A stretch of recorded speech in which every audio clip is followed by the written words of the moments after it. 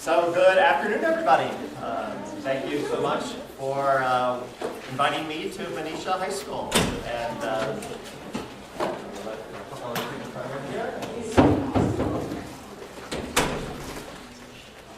so my name is John Lewis, and my husband Stuart Gaffney and I have been very active in the movement for the freedom of marriage for all loving, committed couples in California and our nation. And actually, Stuart and I just came back from Japan, where we gave talks about marriage equality in Tokyo and Osaka. And so I guess we're also working for marriage equality worldwide. And so it's a great pleasure to be here, back home at Benicia High. And what I'm going to do is tell you about the history of marriage equality. And I'm going to do it by integrating our personal story about Stuart and me with the legal, social, and historical aspects. So I'll just start, and I'll talk for a while, and then hopefully we'll have a little time for some questions and comments, and we'll see how long I keep talking. And if I keep talking too much, just say enough already. So I'd like to begin the story, actually, when I was a little boy. And this is Stuart. I think he was 5 years old. It was Christmas morning. You can see the sort of wonder on his face after the presents were opened. And this is a picture of me in 5th grade. I was 10 years old. And looking back, I think that's when I first sort of realized, I'm actually gay. That was many, many years ago, and all the other boys in 5th and 6th grade, they were talking about these girls, and they were getting crushes on them, and all that sort of stuff. And I was desperately trying to figure out, what are you talking about? And I cried, and it just did not make sense to me. And so I'd like to go back to that because just from the very beginning, just as a little boy growing up, it's just who I was. And this is who I had a propensity to love. And so eventually I came out as a gay person, and a couple years after that, I met Stuart. And that was 26 years ago that we met back in 1987. And as you can see, I had a lot more hair, a lot more curls back then. But that's what happens over 26 years. And also, over 26 years, you build a life together. And one of the fun things we've done together is we've taken 2 years off, just said we're just going to take it off, leave our jobs, and we're going to backpack, and we're going to go all around the world. So that's us in Cambodia, and that's a picture of us hiking in the Sierra. And we have 2 wonderful nieces, actually, and that's our niece, Lynn Wan. And then Wan is just like you. She's now a junior in high school. And we love her, and we're going to see her at Christmas time in Chicago, and it's going to be great. Yes, we build a life together. And then, I don't know, sometimes there's a moment that something really strikes you and comes together. And that was April 14th, 2003 for us. And, you're in high school, so you've probably avoided most of this. But April 14th is the day before April 15th, which is the day you have to file your income taxes with the federal and state government. And so maybe the high school student in me, it was the evening of April 14th. We had all our papers spread across the kitchen table. And we did all the calculations. And then we started filling out the form. We got to this point on the form where it said single or married. And at that point, we had been together for over 16 years. And at that point, there was no state in the United States that would let a lesbian or gay couple get married. And I don't know why, but at that moment, on April 14, 2003, about 7:30 in the evening, it just struck to my heart. This is an utter humiliation of who I am as a gay person. And our family that we have built together for 16 years, that with my very hand, with this pen, I had to mark the box single. I had to deny who I was. And then I had to turn the form over and sign my name under penalty of perjury that I'm telling the truth. When in fact, it was a lie. It was a lie about who I was as a gay person and who our family was. And then, when you punch the calculator and do all the numbers, we had to write a check to that same federal government that would not recognize our family and our rights and discriminated against us. We had to write a check to that government for thousands of dollars more because we were gay, the way the mathematics of the federal laws work. So we decided that we needed to do something. And there was a growing movement for marriage equality. And we learned that there was going to be a rally on the steps of San Francisco City Hall. And it was going to be on February 12th, which is annual Freedom to Marry Day. And so the plan was that I would get to the rally, and that Stuart would be in his office, and that I would support the cause, meet people, and we would get involved. So I got to the rally. You have to remember at this time there was no state that was allowing gay couples to marry. No gay couple had ever married in the United States before. And I get to the rally and ask the coordinator of the rally, well, what's the plan? And she says, well, there's really no need for a rally today because Mayor Gavin Newsom of San Francisco has said, I am opening the doors. I have an obligation as the mayor of San Francisco to follow the Constitution. And I think discrimination against anybody is wrong. And I am going to let same-sex couples, lesbian, gay, bisexual, transgender people, come in and get married. Well, I couldn't believe it. I wanted to help the movement, and I could actually get married. I had one problem. My fiance, my husband, was not there. I didn't own a cell phone. I didn't know how they worked. Somebody left me them. I was frantically trying to dial them. It was just before lunch, right now. I thought, he's going to left his desk. He's not going to be there. I'm going to miss my chance. So fortunately, he answered the phone. And as what he describes as the most urgent wedding proposal ever. There was no on your knee. It was, get here now! Get here now! So he dashed. He dropped everything, went to City Hall, and we walked right through those doors. And we got married.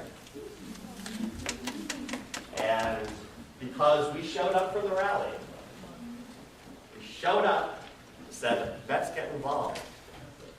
We got to be one of the first 10 couples in the United States that got married.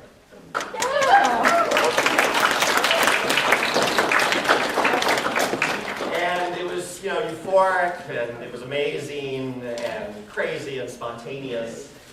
And something that was just extraordinarily powerful was when we heard those words ring out in City Hall. And now, by virtue of the authority vested in me by the state of California, I pronounce you legally married, spouses for life. And I sure didn't see it coming. I just didn't see it coming. I felt these chills go up and down my body. And I felt, back in high school, when, I didn't feel like I'd ever been accepted. And, just all these things that I'd had to deal with. They just sort of dropped. They dropped off. And I felt at that moment, wow, this is the first time in my life that I feel that my government is treating me as an equal human being, as a gay person. And that moment, feeling, wow, I didn't know what I was missing. This is what it feels like to be equal as a gay person. Stuart and I together, we just had to do everything we could to make this a lasting reality. The feeling of being equal as a gay person in all aspects of our lives, as an LGBT community in all aspects of our lives. And for everybody to have the freedom to marry the person that they loved, regardless of who they were. And so during that time in San Francisco, there were over 4,000 people, 4,000 couples, actually from 8 different countries who came to San Francisco to get married. And they came from all different walks of life. And it was really an amazing time in San Francisco. But there was a problem. The California Supreme Court said that the mayor of San Francisco could not interpret the Constitution himself. He had to go to court first. They had to have a legal lawsuit to decide whether the state's ban on same-sex couples being able to marry, it was part of the statutory law, whether that was okay under the California Constitution or not. Because the California Supreme Court interprets the California Constitution. In every state of the Union, the 50 states, they have a state constitution. And then we have our federal United States Constitution. So what happened was the California Supreme Court, they said all those marriages of all those 4,000 couples, including Stuart and me, they said they were all null and void. We had our marriage taken away from us. We were unmarried. All that we felt, the court said, that has no legal meaning. So, we fought back. So Stuart and I, and other couples in the city and county of San Francisco, we filed the lawsuit that the court asked for. And that lawsuit involved basic issues of liberty and equality for all of us. And it took 4 years. It took 4 years for it all to take place. And I want to tell you just another little story about Stuart's family and our family. That was something that gave us a lot of courage and inspiration during those 4 years. And that's the story of Stuart's mom and dad. Stuart's mom is Chinese American. She grew up in Hawaii. Her family came from China back in the 1880s to America. And Stuart's dad is Irish and English American. They came on the Mayflower, actually, back in 1620. And back when Stuart's mom and dad met, there were laws in many states in the Union that prohibited a white person from marrying a person of a different race. And in fact, in 1944, when Stuart's mom was at UC Berkeley, around here, all those states that are shown in red are states where it was illegal for her to marry Stuart's father. And it was illegal for African Americans and Native Americans in those states to marry white persons. So they too had an experience with this feeling of not being able to marry. And fortunately, the California Supreme Court, this Supreme Court in 1948, became the first Supreme Court in our nation to say that is wrong, that is unconstitutional. And they said that every single American, every single Californian, has a basic freedom to marry under our Constitution. But what does that mean to say you have freedom to marry? If the government is going to tell you who you can marry and who you can't marry. They said the essence of freedom to marry is that you get to choose. You get to choose who you love, who you want to spend your life with, and who you marry. And because of the California Supreme Court's decision, Stuart's mom and dad were able to marry. And Stuart and his family were able to exist. And there they are, getting married with all the traditional stuff. You know, painting the car and cake and everything. But they had a somewhat similar experience to us. They were university professors, and Stuart's dad got a job in Missouri. So they moved from California to Missouri. You can see Missouri is a red state. And when they got to Missouri, they learned that their marriage was null and void in Missouri. Because Missouri did not recognize marriages between white people and African Americans, Native Americans, and Asian Americans. So it wasn't until 1967, it was 19 years after the California Supreme Court issued their ruling, that the United States Supreme Court declared that marriage is one of the basic rights of man. By this they mean of people. And that was Mildred and Richard Loving, a very courageous couple who actually went to jail as an interracial couple in the state of Virginia, and they were the couple that overturned the law. And Mildred Loving was a great hero of the civil rights movement. And we had the honor of being invited to the United States Capitol on the 40th anniversary of the decision called Loving versus Virginia. It's a great name for a Supreme Court case about marriage, right? Loving. But that's her name. And so every year it's celebrated in June when the case was decided. And on the last anniversary before Mildred Loving died, she said, you know, our lawsuit was not just about us. It was not just about racial inequality. It was about freedom for all people. And that everybody does deserve the freedom to marry the person you love, regardless of your sex, or your sexual orientation, your gender identity, any other factor. And so that was a very powerful statement she made, linking common humanity. And we were very, very pleased that the California Supreme Court agreed. And this is the day in May of 2008 that the California Supreme Court said that our state's ban on couples getting married violated our state constitution. And this is the very moment that it took place. As you can see, there's a huge crowd outside the California Supreme Court. And there was just all sorts of joy and spontaneity. And just seconds after that photo was taken, Stuart's cell phone rang. Back to the cell phone. This time, it was his mom. And she had only one question. When's the wedding? When's the wedding? She was so excited that we were getting married. I've known Stuart's mom since like a month after I met Stuart. And she got to plan with us a wedding. And there you can see, 50 years later, his mom and dad. His dad's maybe put on a little bit. And there's my dad. He came out from Chicago. Sadly, my mother died during the lawsuit, and so she was not able to be there.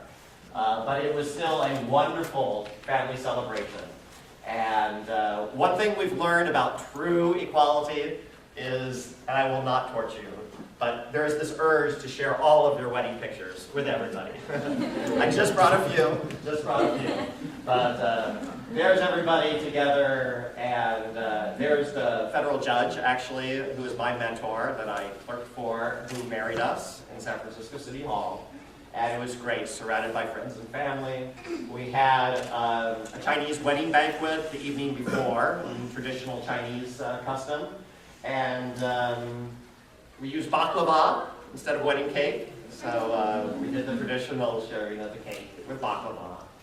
And it was a great time for us and many other loving, committed same-sex couples. And over 18,000 couples got married in California in May through November 2008, June through November. And I think you might recognize one of those couples in the middle there, though I don't think you see her quite so dressed up usually. But there's Mrs. Sutter. Again, it was a really a joyful time. And people have been waiting for years and years and years to be able to get married. And I want to tell you about one other couple, and that is Phyllis and Dell. And Phyllis and Dell have been together for 55 years before they were able to actually get married. And Phyllis and Dell are important historical figures because the two of them in the 1950s, when it was really difficult to be LGBT, they formed the first lesbian social and political organization here in the Bay Area, so that women could actually meet and start to connect with each other and learn about their lives. And so that's Phyllis and Dell, and they got married in their 80s after over 50 years together. And their picture sort of symbolizes, in a way, what happened next, the pain of what happened next. There was an initiative put on the California election ballot that asked whether the freedom to marry for lesbian and gay people should be taken away. And by a slim vote, 52 to 48, California voters took away the right to marry, once again, from lesbian and gay people. You might start seeing a pattern to this, that we have rights and they're taken away. You have rights and you're taken away. And they tried to take away the marriages of Phyllis and Dell and Stuart and me and Mrs. Sutter The court said you can't do that. Once you've been legally married, you can't take it away. But the initiative tried to do that. But it meant that nobody else could get married. And it just was a very painful experience, I'll just say from the heart. For Stuart and me, our family, there are millions and millions of voters in California. We don't know them. We couldn't possibly talk to them all, as if we should be having to convince them that we should have the ability to marry or not. But it was very frustrating to have our family being put up for a popular vote. And there are many, many things about Proposition 8 that we could talk about, but I just wanted to give you just my personal experience of it. And of course, we fought hard against it, and once it was passed, we participated in the movement to have it overturned. And after 5 years, just this past summer, the United States Supreme Court, in fact, upheld a lower court federal court ruling that said that Proposition 8 was unconstitutional. And so these are the two couples that brought the lawsuit to the United States Supreme Court. There was a huge rally outside the court. Mrs. Sutter was there, and Stuart and I were there at the rally, and there were many people from all over the world, actually, that came. So marriages, again, have begun in California, and 16 other states now in the United States, where all loving, committed couples can once again marry, regardless of who you are on the outside. If inside you love another person, that's what matters. That you love the person, you're willing to commit to them, and you're willing to take on the responsibilities of being married together. So part of that, of the responsibilities of being able to marry, that I want to make sure you understand about too, is that there are very practical legal rights and responsibilities under the law that come with marriage. And this is an example in California and shows you the historical change. Back in 1988 and 99, we had virtually no rights as couples in California. We were treated as if we essentially didn't know each other, even after years together. With marriage in California, but not a federal recognition of our marriage, because each state determines who's going to be married in their state, and then there are federal laws that affect all married people in the country. So under state law, there are about 350 rights that if you are a domestic partner or if you're married under state law that you get. But look under federal law.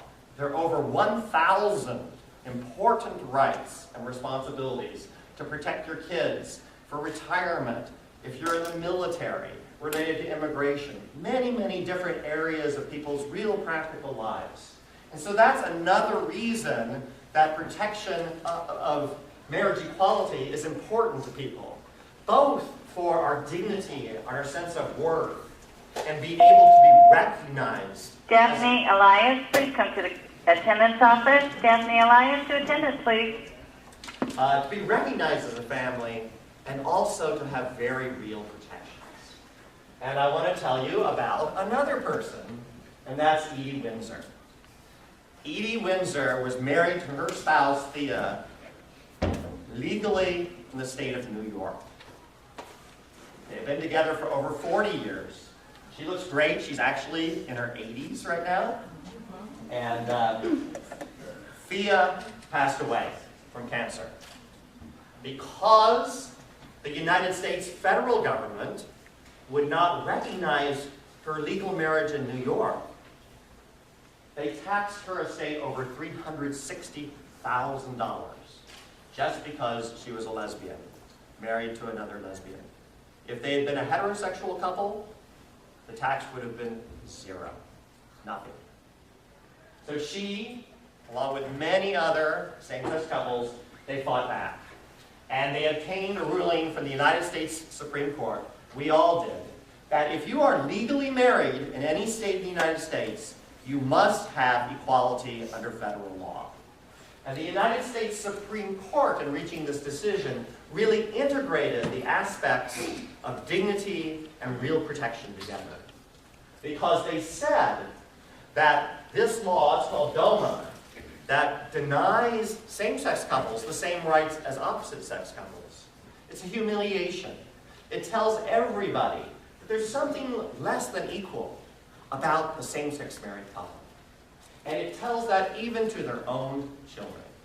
It demeans their family. It humiliates the thousands of children that are being raised by same-sex couples. And I was privileged to be able to write a friend of the court brief with a couple of my colleagues to the United States Supreme Court in these cases. And one of the things that we integrated in our brief was the voices of young people, of students just like you. Because we thought it was very important the Supreme Court justices who are older understand the voices of students and younger people. And this is just one quote from a student who's actually in New Jersey, who has two dads, where she said, the importance of the law is that if the law is not going to treat you as equal, if they say that somebody's equal, then the people will recognize it. And if they don't, people don't recognize it. And I really like how it says, why should the common person, out in the street, in the schools, the teacher, students, why should they recognize a family as the same if the law doesn't? So she really speaks to how important the law really is in our lives, and changing the law to work for the better. So there's a picture of Edie, really quick. She's, as I said, in her 80s. Millions of people came out to celebrate when the decision took place. She's an amazing person. And she's just one of the people involved in a large movement of people telling their lives. I just want to quickly give you a couple other things to just give you a little more of the overview. 16 states now, the dark ones, now have marriage equality in the United States. It's interesting how much it mirrors, see the blue states there? Those were the states that first had equality for interracial couples 50 years ago. So you can see there's a parallel in the political history of the United States. Because of the success of the Supreme Court, there are now 20 states that are now have lawsuits about their laws that prohibit loving, committed same-sex couples from marrying. There are two cases we're watching closely in New Mexico and Nevada, so look out for those in the news. And then in Oregon in 2014, there will be an initiative to create the freedom to marry there. So you'll see that in the news soon, too. There are over 100,000 married same-sex couples in America, over 1 million lesbian gay people in same-sex long-term relationships, and over 100,000 are raising kids, and that's just a few.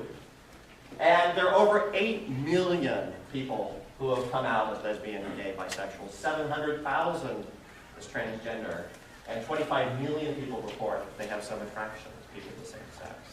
Since Harvey Milk urged us all to come out in the 1970s, many people have heeded that call to bring our real lives to our friends and family, our students, fellow students and colleagues, and to the world, so we can change the world for the better. This is a picture of Phyllis and Dill back in the 1950s when they were starting that movement as well. So I want to sum up here, because this issue will probably be decided by a United States Supreme Court. And I just want to highlight two basic principles of our American constitutional law that will be at issue and will be important. And one is equality.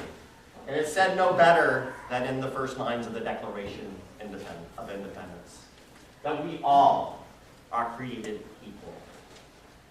In legal language, the United States Supreme Court has said the Constitution does not tolerate classes of people where some are treated better than others. We don't tolerate that when it's based on discrimination. The President of the United States, in his historic second inaugural address, said that if we are truly created equal, then surely the love we commit to one another must be equal as well. And the other bedrock of American constitutional law is freedom. And Justice Kennedy of the United States Supreme Court has spoken of the importance of freedom over the history of our country. That the Constitution was written many years ago, but that it endures. And it endures because persons in every generation invoke the principles of freedom and equality.